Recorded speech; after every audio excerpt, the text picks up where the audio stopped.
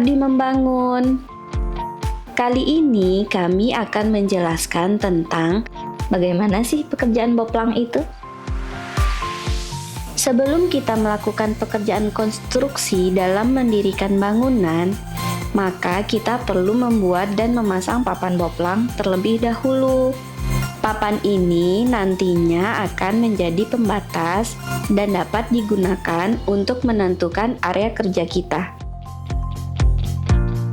Kesalahan dalam pengukuran dan pemasangan boplang dapat berakibat fatal pada seluruh proses konstruksi bangunan.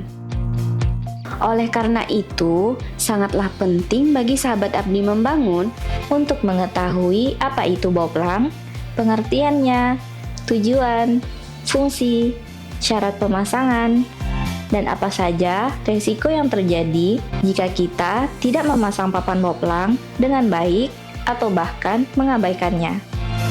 Yuk simak penjelasannya berikut ini.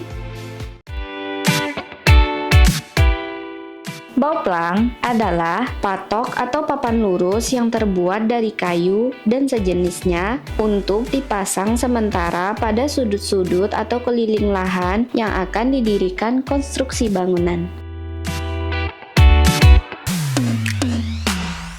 Boplang dipaku pada papan kayu yang letaknya minimal 1 meter dari area konstruksi. Tingginya sekitar 60 cm di atas titik tertinggi dari sebuah struktur bangunan yang akan dikerjakan.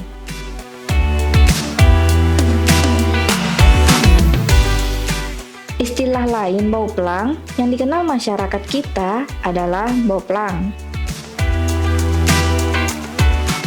Tujuan pembuatan boplang adalah untuk menentukan wilayah pekerjaan konstruksi bangunan. Boplang berfungsi untuk memastikan agar letak bangunan dan ukuran-ukuran bangunan, terutama pondasi, menjadi sejajar, presisi, dan akurat, sehingga sesuai dengan apa yang telah direncanakan sebelumnya. Fungsi boplang tersebut diantaranya yaitu: pertama, sebagai dasar untuk menentukan tinggi, level, dan pale, yaitu penentuan ketinggian lantai bangunan dari permukaan jalan. Kedua, sebagai acuan untuk pemasangan dinding, kolom, dan pondasi. Ketiga, sebagai acuan penentuan titik-titik garis tengah atau as bangunan yang nantinya akan digunakan untuk penentuan arah pondasi bangunan. Syarat pemasangan boplang. Pilihlah papan kayu sebagai bahan yang bisa dipakai untuk posisi pengikat benang dan pemasangan paku.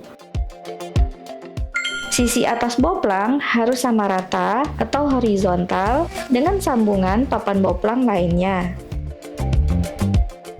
Pemasangan boplang harus memiliki letak yang seragam, dalam artian menghadap ke dalam bangunan semuanya.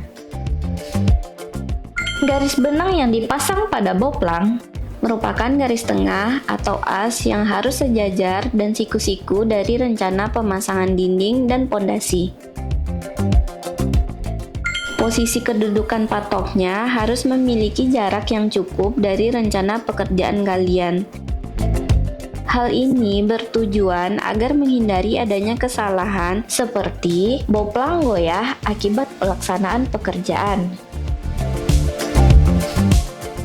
Secara keseluruhan, pekerjaan boplang adalah langkah awal yang penting dalam setiap proyek konstruksi yang bertujuan untuk memastikan bahwa konstruksi dilakukan dengan akurat, tepat, dan sesuai dengan desain yang telah direncanakan sehingga bangunan menjadi kokoh dan presisi. Jika pekerjaan ini diabaikan atau tidak dilakukan dengan benar, berbagai resiko dapat muncul.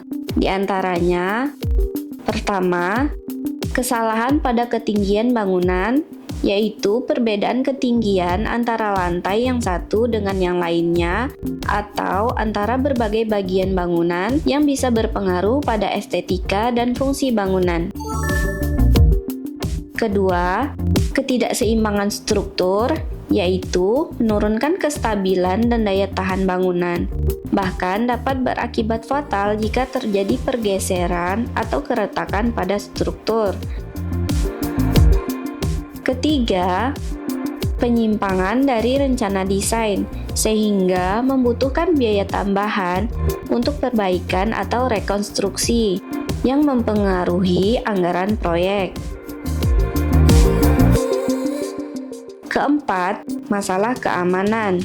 Struktur yang tidak sejajar atau tidak stabil yang dapat membahayakan keselamatan pekerja di lokasi konstruksi, terutama selama pemasangan atau pengangkatan material berat.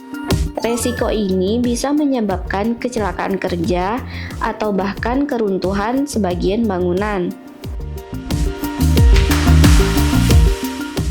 Kelima, masalah pada sistem drainase.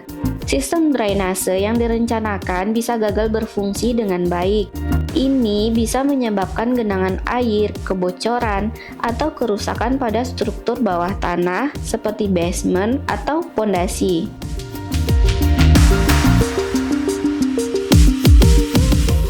Keenam, meningkatkan resiko kerusakan pada fasilitas lain. Ketujuh, keterlambatan pekerjaan proyek konstruksi. Dapat disimpulkan bahwa pekerjaan boplang sangat penting untuk menjaga kualitas, stabilitas, dan kesesuaian proyek dengan rencana awal. Mengabaikannya dapat menimbulkan berbagai masalah yang dapat berdampak pada keselamatan kerja, biaya kerja, dan waktu pelaksanaan konstruksi. Terima kasih telah menonton.